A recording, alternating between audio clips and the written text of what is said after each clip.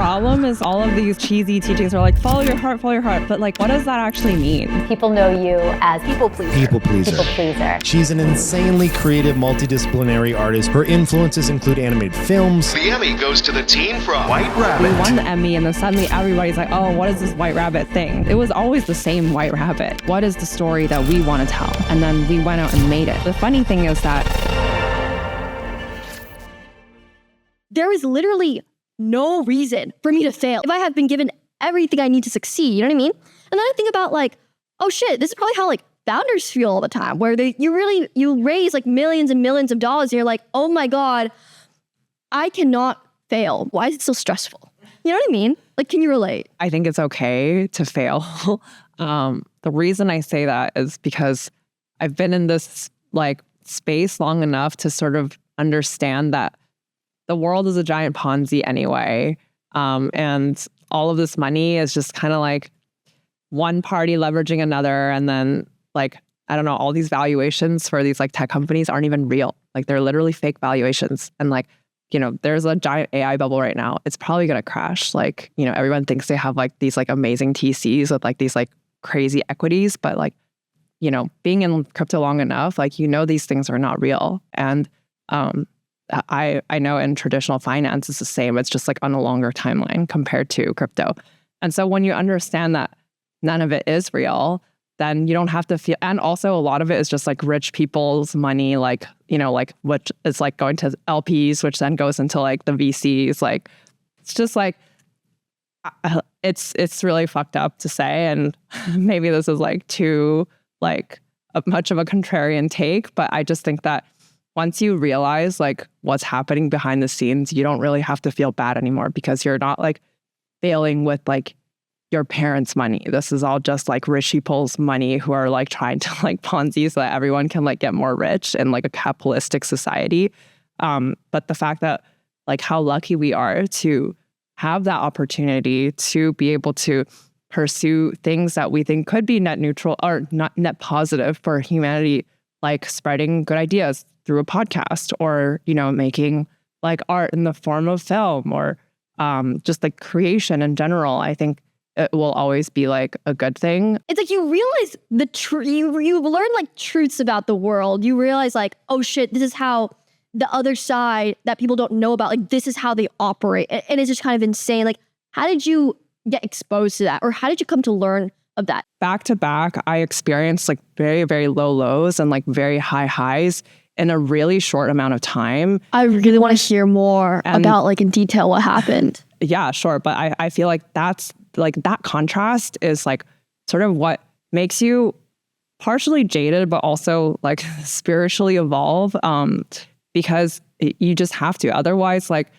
you know, you might like go insane, you know, like I feel like within like the span of like a year and a half, like what I had experienced was a lot of like what normal like people pre like crypto, I guess, like could have experienced like trajectory wise in like a time horizon of like 10 years even. And it was like squashed into like a short 2 years. And so to stay sane and grounded during that time, you have to like realize, you know, first I'll do, I think, a lot of spiritual work and realize that like, you know, your true value like within yourself and stuff has nothing to do with what the external world is telling you. Like, because one moment they could be like, you're literally useless. Nobody wants you.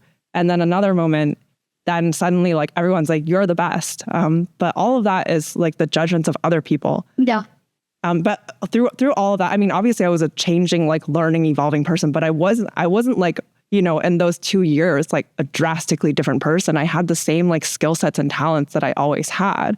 And so, yeah. And then I would say that being fortunate enough to have gone through the like sort of high highs, that also brought me into a lot of really crazy situations and rooms that I would have never previously found myself in. And was also how I got to experience that life truly is limitless in the sense that anything is possible, but also that there are a lot of like dark sides to how this all is operating, basically. I guess I'm wondering, you know, you say that like in this 1.5, 2 year time period, you experienced so many highs and so many lows. Like, in such a short period of time, like what are kind of like the events that happened? Like in detail, like how did you feel? Like even me, it's like, it feels like every day it's so bipolar. It goes from like, I'm a winner and I'm a loser, like so much. Yeah.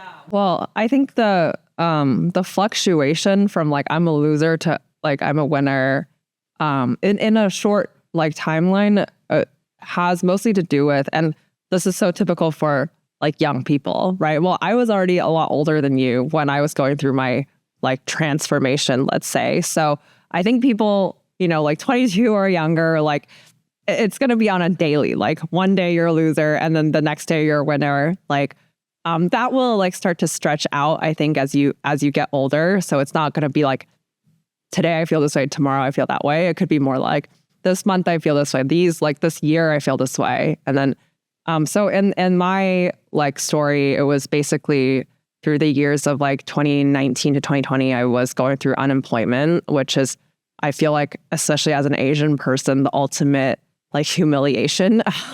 So beyond just like feeling like a failure, the world is also telling you constantly that you are not wanted and not useful and not needed, or like, we don't want you, you're not good enough. Somebody else was better. That's why they got the job. I'm sorry, like we failed, or we like are, what are the rejection letters? It's a good thing that I don't even remember anymore. It's just like, remember. We're sorry to inform that, you know, we have like picked somebody else for the role, whatever it is. It's like, you know, the feeling you get when you're like in school and you get rejected by your crush or something, right? But it's like that over college rejections, that like over and over and over again. So there's the psychological aspect of it that you're dealing with.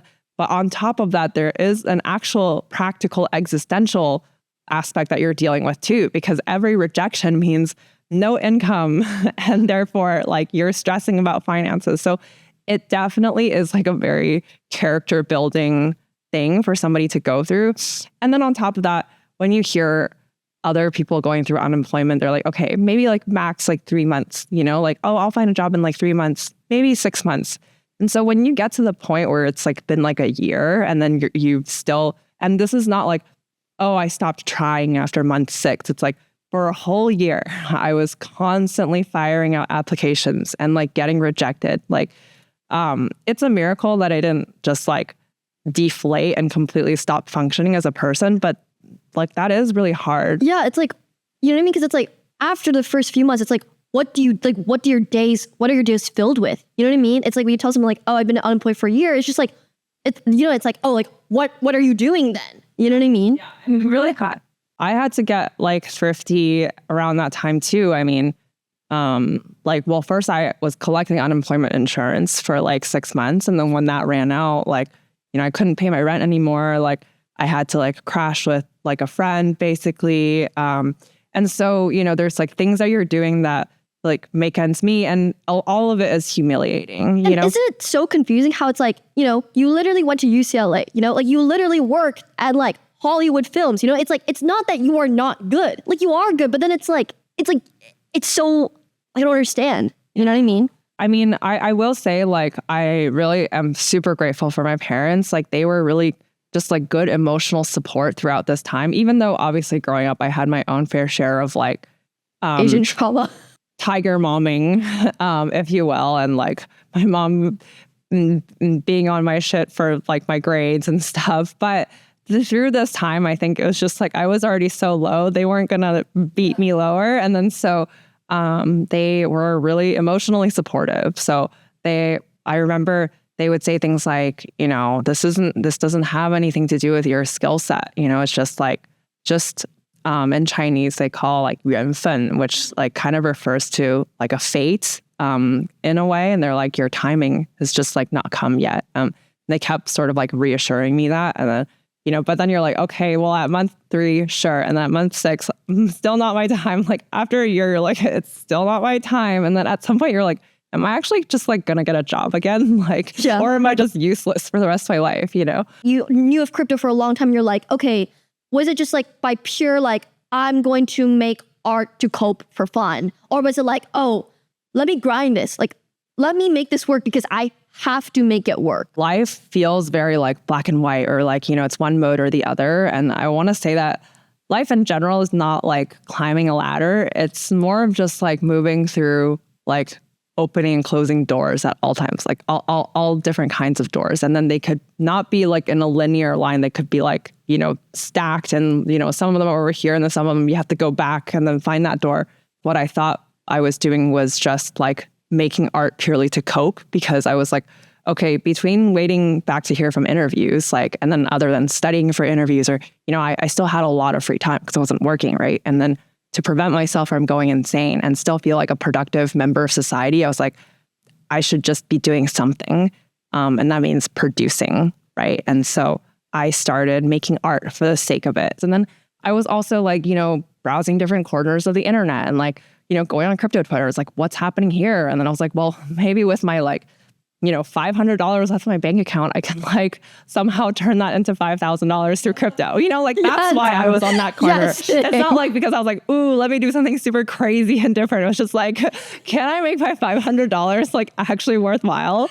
And then, you know, through doing that, then I was like, oh, wait, like these people have money and they like nobody's creative here. And I was like, I feel like I can offer something creative. So maybe I can make money by just offering my creative like skills. So that's what I mean by like all the doors are kind of like, you know, in different places. I didn't see how it all like sort of came together, but that's only something that you do like later on when you're like reflecting back on your life, right? So later it became important because the art that I was producing during that time became the portfolio that crypto people needed to see in order to decide that I was worth like hiring in the first place. But I didn't know that, right? And that would have never happened if I didn't like just start randomly creating art. And also I would have had no like NFTs to sell if I wasn't creating digital art, right? So, you know, all of it will like weave together later, and that's like the universe's job to do for you, but that's not for us to worry about. Obviously your story, it's kind of like every artist's dream story where, you know, you're low to high, you know what I mean? And, you know, I feel the same way for myself where it feels like, oh, you know, you struggle for a long period of time and then, you know, things connect together and it seems like, oh, you know, because I never gave up, because I always, you know, believed in this or whatever, because I listened to my gut, you know, like all these corny things that people say. It like things work out and then you really believe that like, wow, once you realize this, you realize you could quite literally do anything. And I think what I'm wondering is, do you feel like because you had this experience of going from 0 to 100, that anyone can do this? Like, do you really think that like anyone can do this? Or do you think still it was, oh shit, I am really lucky? Because I've always truly believed that like I was genuinely not special at all, super, super normal. And then because I wanted things happened to me. You know what I mean? Like, I don't know if that makes sense. No, it totally makes sense. You're asking great questions. I was reading this book recently, which was like telling me stuff, which I'll share, which I feel like is kind of tangentially related to what we're talking about. But I feel like, first of all, like everyone is special. I know that sounds so cheese, but so this book is basically saying that like every person has their like, have you seen Everything Everywhere All at Once, the movie? Okay, so basically, you know how like in the movie, there's like the main character, Evelyn, who's like the most failed version of herself, right? Like she's like opening a laundromat, she's like basically going through a divorce, like everything in her life is a fail. And then there's like the movie star Evelyn where, you know, she's like successful at like everything and she's rich, famous, whatever, right? And then there's like Evelyn who knows Kung Fu. And so this book is basically saying that like every person has like their sort of like maximum potential version of themselves too. So if everybody were to just like, you know, listen to their heart, and like your heart will just like, your gut will never lead you astray. It will always like take you to paths that make you like get closer to that like maximum potential version of yourself. And so in that sense, like if everybody were to successfully like, you know, follow their gut and, you know, do things, then yes, everyone can be their best version of themselves, like whatever their dreams is. But it's important to note that nobody else's path is going to be your path. So, you know, people cannot watch this and be like, oh, well, because like Emily did this, and then therefore if I do these things, like then that will happen to me too. Because like the universe is just like, there's too many like random things that like we don't understand, that like, you know, like you just think about your end state and then you let the universe like take care of the rest, which is just like let the universe cook, you know? And I feel like the problem is that a lot of people on the way, like they might be like falsely affirming to themselves, like, I'm gonna be famous or like I'm gonna be rich or like, you know, but they're also trying too much like trying to control every step of the way there. And so I think that's like what causes most people to like not be able to achieve their dreams, is like they're trying to control every step of the outcome, you know, because they have their own way of thinking like, this is how I'm going to get there. But actually like the fastest way to like achieve your dreams is just to basically visualize the end state and actually feel like what it would feel like to like be there, and don't worry about the in-betweens, because like that's for basically like random NPCs on the street or like, you know, the weather or whatever it is, to like, you know, like this sort of infinite like different combinations of like atoms and particles to do for you, like to like get you there basically. And so, yes, like everyone is special in the sense that everyone can achieve that like really, you know, high potential, like maximum version of themselves. And the way to get there is to follow your gut and believe and not question like every, you know, it's kind of like if you order something like at a restaurant, like, and then if you were like every 5 minutes, like, oh my God, is it coming? Like, are they cooking it? Like, you know, you just like, you make the order and then you know that it's going to come later. Right. And then, so I think that if I understood correctly, like what this book is trying to say, which I feel has been true for like my own life and a lot of successful people that I've met with, that is like the secret, is just to make your order and then let the universe do the rest. But you can't be like sitting there like, oh my God, wait, but is it working? Like, is it going to come? I really want to know how you felt when just like almost overnight, it was like, I am a failure to, wow, everyone is glazing me. Like everyone is glazing me like crazy, you know? It was a very short time horizon, like an abnormally short one, but of course it wasn't overnight. So it like what to me still felt kind of gradual started from picking up a little bit of self-confidence, which was even when I like, okay, Yeah, I just like really want to highlight like the evolution of your self-esteem and ego during like the time period. So let's rewind back to I'm getting, you know, still daily rejections or weekly rejections from jobs, but I am now producing art. You know, my first art that I made still on my Instagram sucks. Like it's ugly, but at least I did it. You know, I put it out there, probably got like 5 likes or something. And then, you know, it's like the consistency, you just keep posting. And then at some point you're like, oh, this post got 50 likes instead of 5. So that's something, right? And then you hold on to that little bit of like good feeling, you know, and then you just keep building on that. And then at some point your first post that got 300 likes, and then you're like, yay, I feel good about myself. Then when I ventured into like crypto Twitter and I was like, I can offer my creative services. Well, first of all, now I skills wise am actually better than, you know, six months ago, because for the past 6 months, I'd been practicing the craft of actually making digital art. So now I can make art with more precision, right? So if a crypto company is like, we need an animation that like, you know, features like a jar or something, I'm like, I can make that, but I can make it cool and fun. And then, so then you make it with taste. Yeah, with taste, and part of your own personal one, because you're basically the director, because, you know, it was so like, it was honestly a niche space at the time. Everybody was very like hands off, or like, you can do whatever you want. And then because of that, then I started making these little animations, and then that people felt were cool. And then when one of those was posted on Twitter, it would get like 10,000 views. And then people commenting like, oh my gosh, what a cool like ad that I just saw or something.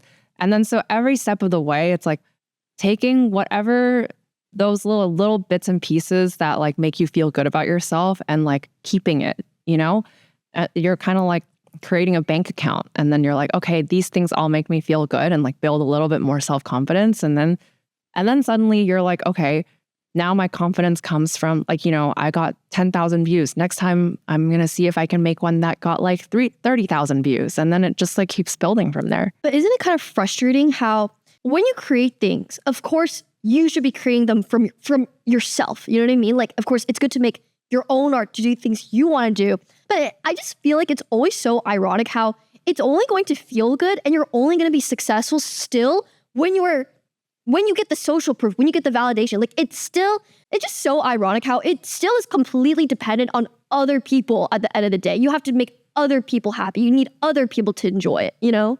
Interesting thought that I had recently too was like when I was making White Rabbit, like I think me and my co-founder, like Michelle, we were just like, we just want to make something cool.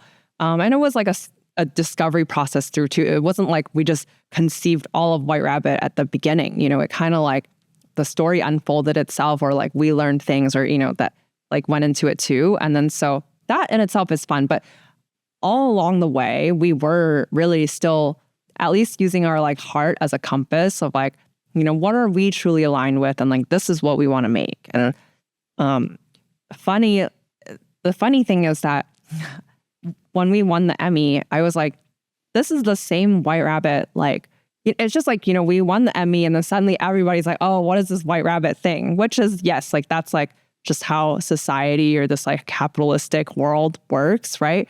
But like that was the same, it was always the same White Rabbit, you know, it was just as good. And I felt proud of it before we won the Emmy. Like I was just like, well, even just getting it done is like a feat in itself, but also that I had made it with like values that were true to myself. Like I wasn't making it because some brand told me that you have to make the story this way. It was just like, what is the story that we want to tell? And then we went out and made it.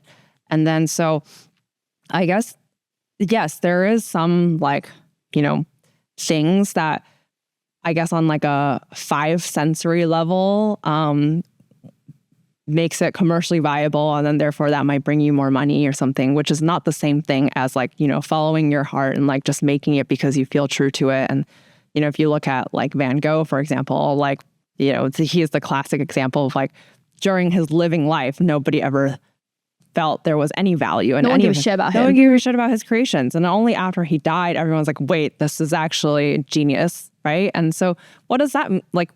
What does that even mean? Like his creations were the same before and after. And so I don't have the answers because, yeah, I am still a functioning human being who also needs money to like live in this earth. So I need to make money too. But what I do know is that at least on like the spiritual level, that is like the ultimate journey of like learning and understanding what, you know, being proud of your work, regardless of what the outside world is telling you, because it is the same work like before and after. Same thing with White Rabbit, where before and after the Emmy, it is still the same. You know, like you are still the same person at heart, but then, you know, society's perception of you, what people are saying, like, you know, sometimes it kind of like did your ego get distorted, or did your self-esteem get distorted, or like how did that kind of feel? I mean, I'd be lying if I said I was like completely unaffected. But that's the journey, right? Like that's the learning, that's the course here, is like how you feel about yourself and how you're able to not waver with the external world changing. You know, throughout those years, there were times where the billionaires of the world suddenly, even celebrities, wanted to be my friend, right? Like it was a crazy time. Like Reese Witherspoon, you know, like followed me and was like, I want to talk to you. And then you're like, oh, wait, okay, I'm the shit, you know? And then later when like bear market comes and then Reese Witherspoon unfollows you, you're like, okay, I guess I'm not the shit. You know, all of these things are very fleeting, right? I feel like it's like people are so flake, but also like fake, but also I'm also really fake. Yeah, it's like, it's really funny how like, yeah, I don't know. Yeah, because everybody is fake to some extent, or everybody is self-interested, and that's okay. That's just human nature, or that's just life, right? And then everybody's on their own journey. It's cheesy, but it's true. So, you know, and then my journey through that time was basically being my own best friend, because when everybody wants to be your friend and then suddenly nobody wants to be your friend anymore, you still have to show up for yourself at the end of the day, you know? And I guess there's like my parents too.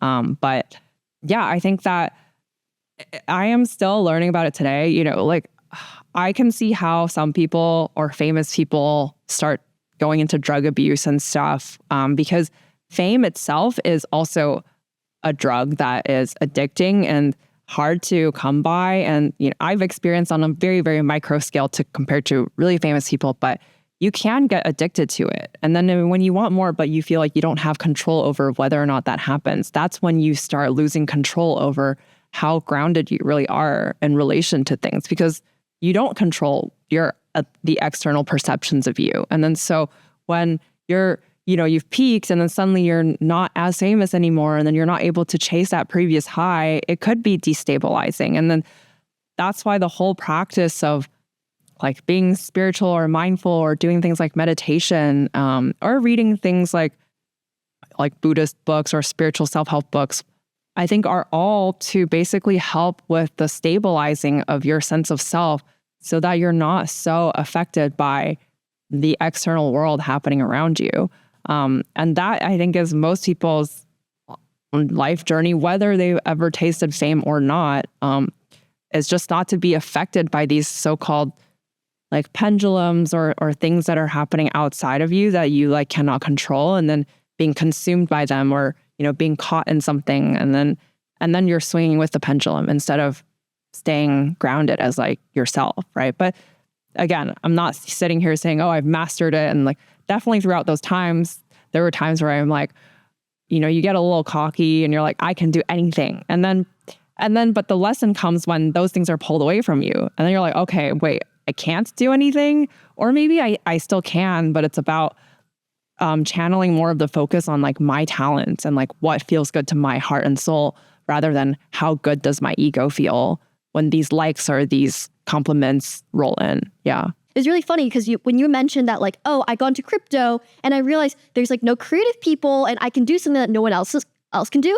That's kind of also like similar to my story in terms of, I remember I was like, oh, wow, no one makes like short form video in crypto Twitter. So I was kind of the first one to do this. And then it was all like, whoa, Uniswap wants me to make videos for them. Coinbase wants me to make videos for them. Like Zcash wants me to make videos for them. It's like kind of crazy and stuff. But the thing is like, I really hated everything I was making, because I think the thing of what really frustrated me was how I got really tired of how fleeting everything was. Do you think about this question of how to create something that is timeless, or like, it's just kind of annoying where you put everything into something and it's just like, wow, no one can ever care about it again. Like, I don't know. I kind of think about this a lot. Well, you do have to be your biggest fan first and foremost. So when White Rabbit was completed, I watched the ending a lot of times just by myself, and I was just feeling proud of the work that was produced. And I did think to myself, like, even if only 2 people in the world ever saw this or cared about this, I was like, that's good enough, because like I'm proud of what I did. And that's the most important thing. Because, if we're really like, okay, let's zoom out even more and say like everybody is just on this path to chase happiness. Like, what is happiness, right? Isn't it like feeling good about yourself is happiness? And so when you can feel good about yourself just through being proud of your own work, regardless of what the world is saying about it, isn't that like a fast track to happiness that everybody like wants? It's not actually like, oh, do I have enough money to buy me like this like fancy thing that I want, right? It's just like this feeling of euphoria and like pride that you feel because something you created got completed, and then you can now enjoy it, even if it's just for yourself. It's really easy for young people, including younger versions of me, to just tie all of your self-worth or like everything to external things, like, right? Like praise, like compliments. And we learn that from like school. It's like social conditioning and grades. Like we're literally being graded on things. And, but we never really like, schools should be teaching people how to listen to their heart. Like, and honestly, it just is as easy as like, do you feel good or light when you're doing something? If you do, then you're doing the right thing. Like your soul is saying yes. And if you're feeling heavy or like it's like, oh, I'm being dragged to do this and stuff, then you're not like, that's something that your soul is like not aligned with. And it's that simple, but most of us don't even develop the skill of like listening to that until later in life, or like never at all. Yeah, I think it's really interesting because, throughout the conversation, you keep saying, oh, follow your heart, follow your heart, follow your heart. Side note, I think is really interesting is once you start to embark on the journey and the struggle, you realize, oh my God, all the corny shit that people have, that all these successful, it's so real. It's so true. Because before I'm like, wow, like, oh my God, hustle porn is like, that's like BS. And then you're like, oh my God, like they're actually speaking things that like so deeply resonate with my soul. And for example, I think one of the most, like the example that comes top of mind when you say like follow your heart is like, like Steve Jobs' 2005 commencement speech at Stanford, the whole point. He keeps saying, follow your gut. He has examples of like, I went to this typography class and now Apple has like beautiful typography and all those things. And then you only connect the dots when you look backwards. Exactly. But like, and so I was going to ask you, is like, you described it so well. It's just like, like training the muscle of like following your gut. And it's so abstract. I think the problem is like all of these like cheesy teachings are like, follow your heart. But like, what does that actually mean? And then why are people like meditate? Like, because being able to like separate the heart and the mind, like the heart basically is more around like intuition or like gut feeling. And it's like a physical, I think a lot of it is more like physical sensation. And then the brain is the one that's like rationalizing and being like, okay, well, I need to make money. If society says this, like I care about what my friends think. And like, that's all like going on in the brain. Like that is not the heart. First of all, we're never taught this in school or anything. So we don't even understand this as a concept that there's even a separation between like we just think that it's all like the same. If we're like, I have big dreams, like then you think that's like the heart saying something, but it's actually different. And like once you learn that there's a distinction, then you can start to pay attention to that more. And then why are people like meditate and stuff or like do mindfulness things? Like, because those practices help you quiet the mind. And like the mind might be, so, I don't know, like a easy like example of this could be like either you're thinking about whether or not to quit your job, because your soul is literally screaming like, I hate this, like I don't want to do this, but your brain is like talking you into like, okay, but it pays well, like but then also maybe I'm not gonna like, find another job. Maybe it's like, if you are good, then you would like it. Because I saw this quote once. It was like, oh, you only like the things that you are good at. Do I think that's true? You're only. No, I don't think so. I mean, I don't think that I was, even now, like I wouldn't say I'm like good at like filmmaking. Definitely not in the eyes of like Hollywood or professionals, but I like it. Or somebody could like singing and they might not be very good at it at all. So I don't think that's always true. And that's not to say that like everyone can if they just follow their heart and they like singing and therefore they should just sing. And then even if they're like off pitch all the time, they're still gonna like become a singer. I don't think that's what I'm saying either. But like, I guess what I'm just trying to say is like, when people are like, follow your heart, but you're like, what does that even mean? And at least from what I've learned is that it means that like through things like meditation and mindfulness, like you can sort of just like learn to separate and quiet like the mind that's always like talking, and then just like listen to more of like how you're feeling about something. And then so really if you're like, oh, that sounds like a lot of work, it just boils down to, do you feel light and good when you're doing something? And so, if you feel like light and good because like we're having conversation and you like connecting with people and like you're in flow state, and sure, setting up camera gear and stuff is not enjoyable all the time and you're like, that's annoying. But then for the majority of like when you're watching back your creations, like your podcast, and you're feeling light and good because you're like, I'm enjoying this, then that just means that you are following your heart and you're on the right path. Yeah. The means of production, the production value of everything has kind of just gone to zero with AI. But then also the thing that people are saying all the time, they're like, what's Silicon Valley's favorite buzzword right now? It's storyteller. It's like good taste, It's like also the most important thing now with the fact that like anyone can create is that the people who are going to win are going to be the people who have something to say. You know what I mean? And how do you kind of think of like positioning yourself in order to, to like adapt with how the world is changing and like uncertainty? I have a few thoughts. I think the first one is that I've always thought of myself as an ideas person, and okay, what is like filmmaking or storytelling? It's really, or even a podcast, like all of these are just conveying ideas through different mediums, right? Like filmmaking is just like a masochistic like one that people choose because it's, at least prior to AI, it's so hard to make a film. Okay, let's go back to you're like, when everybody can do something, what can make you special? It's the same thing as everyone can use their voice and talk, but not everybody sounds, what is aura? Or like aura?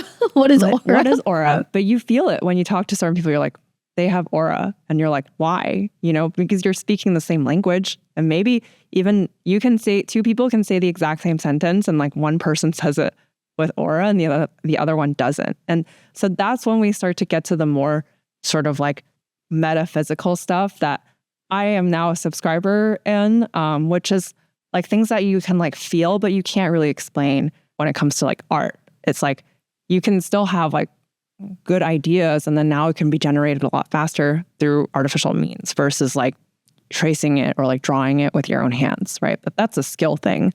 But it's not the idea, because everybody can prompt with Midjourney now, but not everybody's making art because most people are like, I don't even know what to make because they don't have good ideas. And where do good ideas or like aura and like good storytelling and like all of these things come from? I was reading it and I believe in this is like, there is this place called the alternative space, or different people like to call it different things. And that's where true like innovation and creativity and like sixth senses or whatever come from that we can like really explain. But it can be accessed through things like intuition or like finding inspiration or even things like dreaming. And I feel like tapping into that is the thing that will continue to like propel us like as humanity towards like better and better art, and sourcing from that space and then like finding ones that you like align with. But it's not as easy as like just like making something like dead or soulless, because why do people call something soulless? I think it's because it didn't come from the heart or the alternative space. And so continuing to basically like access that or like find inspiration from there is what's going to make your product or like your art or your creation stand out from others who didn't learn to do that, basically. Thank you so much again for coming on the show. Thanks for having me.